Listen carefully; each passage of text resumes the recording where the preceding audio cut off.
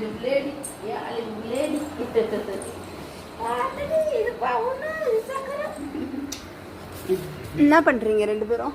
சக்கர பிள்ளைடி செல்ல பிள்ளைடி சாமி பிள்ளைடி என்னது? என்ன சொல்ற?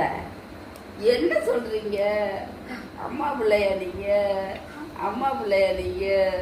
சாமி பிள்ளையா நீங்க? என் சக்கர பிள்ளை அறுட்டு மகன் நீங்க, அறுட்டு மகன் நீங்க, சாமிட்டு பிள்ளையா? அளவு தேவதை மகன், அளவு தேவதை.